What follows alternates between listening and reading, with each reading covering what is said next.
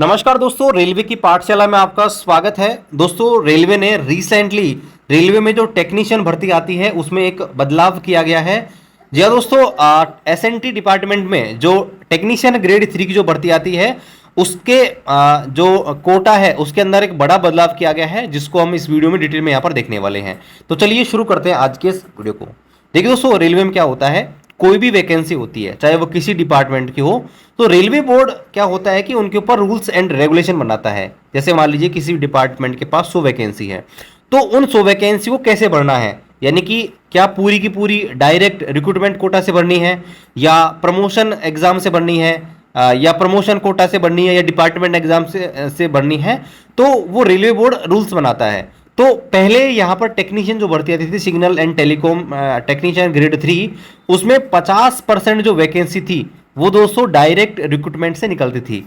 लेकिन अब दोस्तों रिसेंटली उसमें बड़ा बदलाव किया गया है। रेलवे बोर्ड की तरफ से ऑफिशियल अपडेट यहाँ पर आ चुका है। चलिए दिखाता हूँ आपको नोटिस। दोस्तों, वीडियो में आगे बढ़ने से पहले मैं आपको बताना चाहूंगा, आप भी रेलवे एग्जाम की तैयारी कर रहे हैं तो उसमें टेस्ट सीरीज लगाना बहुत जरूरी है। ऐसे में दोस्तों, अगर आपने अभी तक किसी प्रकार की टेस्ट सीरीज नहीं ली है तो दोस्तों टेक्स्ट बुक के प्लेटफॉर्म में चल रहा है पावर प्ले सेल, जहां पर दोस्तों आपको 27 तारीख से 30 जून तक टेक्स्ट बुक का जो ईयरली सब्सक्रिप्शन है मात्र 351 में मिल जाएगा, जिसमें आपको रेलवे की सारी जो एग्जामिनेशन है, जैसे कि टेक्नीशियन जिसके 370 टोटल टेस्ट इसमें अवेलेबल हैं। एएलपी की बात करें तो एएलपी के CBT1 और CBT2 के 800 से ज्यादा मॉक टेस्ट अवेलेबल हैं। एनटीपीसी की भर्ती आने वाली है तो एनटीपीसी के इसमें 1000 से ज्यादा टेस्ट अवेलेबल हैं। और बात करें ग्रुप डी लेवल 1 की तो ग्रुप डी लेवल 1 के इसमें 500 से ज्यादा टेस्ट सीरीज इसमें अवेलेबल हैं। तो आपने अभी तक किसी प्रकार की टेस्ट सीरीज परचेज नहीं की है, वीडियो डिस्क्रिप्शन में लिंक दिया गया है। आप हमारा कूपन कोड RKP इस्तेमाल करके इस टेस्ट सीरीज को अवेल कर सकते हैं। 12% का इंस्टेंट डिस्काउंट मिल जाएगा। वीडियो डिस्क्रिप्शन में आपको लिंक दिया गया है। तो यहाँ पर आप देखेंगे ये ऑफिशियल ऑर्डर है रेलवे बोर्ड की तरफ से, RB संख्या 52/2024, ये लेटर नंबर है। और यहाँ पर आप देख सकते हैं जो भी जनरल मैनेजर हैं सभी जोनल रेलवे के, सभी RRB के, RRC के, उनको यहाँ पर लेटर लिखा गया है। तो यहाँ पर आप देखिए ये 14/6/2024 का अपडेट है। तो यहाँ पर देखिए avenue of promotion to the post of technician grade 3 in SND department. तो एसएनडी डिपार्टमेंट के अंदर टेक्नीशियन ग्रेड 3 की जो पोस्ट है उसको कैसे भरा जाएगा प्रमोशन से, उसके बारे में बता रखा है।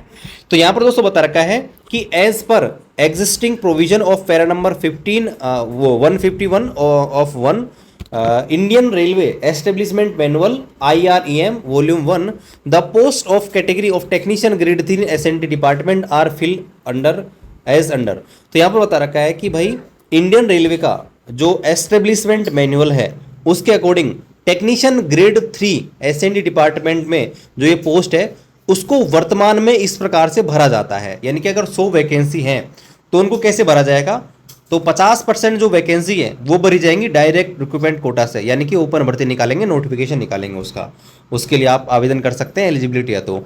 और 50% जो वैकेंसी है वो कैसे भरी जाएगी, डिपार्टमेंट स्टाफ से। और डिपार्टमेंट स्टाफ में कैसे भरी जाएंगे आप देखेंगे, 50% प्लस शॉर्टफॉल अगर होता है, ठीक है, तो उन्हें यहाँ पर भरा जाएगा। और इसके लिए क्वालिफिकेशन क्या होगी, एटलीस्ट 10th पास यहाँ पर होना चाहिए।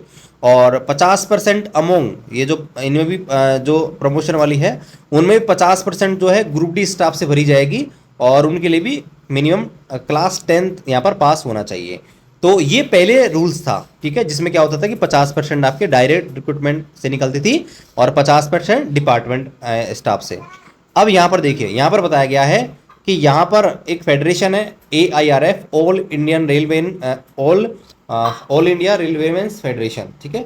ऑल इंडिया रेलवेमैन फेडरेशन जो है उसने एक PNM मीटिंग थी, उसमें यहाँ पर मुद्दा उठाया और यहाँ पर बताया कि इसमें यहाँ पर चेंजेस किया जाना चाहिए। तो यहाँ पर दोस्तों बताया गया है कि इस मैटर को यहाँ पर रिव्यू किया गया है और इट हैज़ बीन डिसाइडेड, अब यहाँ पर डिसाइड किया गया है कि जो टेक्नीशियन ग्रेड 3 की जो भर्ती आएगी एसएनडी डिपार्टमेंट में उसको अब इस प्रकार से भरा जाएगा। नीचे देखिए किस प्रकार से भरा जाएगा, देखिए।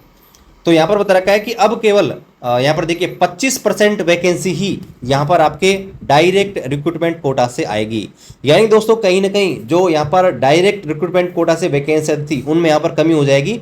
सपोज कीजिए अगर एसएनडी डिपार्टमेंट में 1000 वैकेंसी खाली है तो पहले उनकी 50% यानी कि 500 वैकेंसी आती थी, लेकिन अब केवल 25% ही दोस्तों यहाँ पर आएंगी, यानी कि केवल 250 वैकेंसी आएंगे अगर 1000 वैकेंसी यहाँ पर खाली है।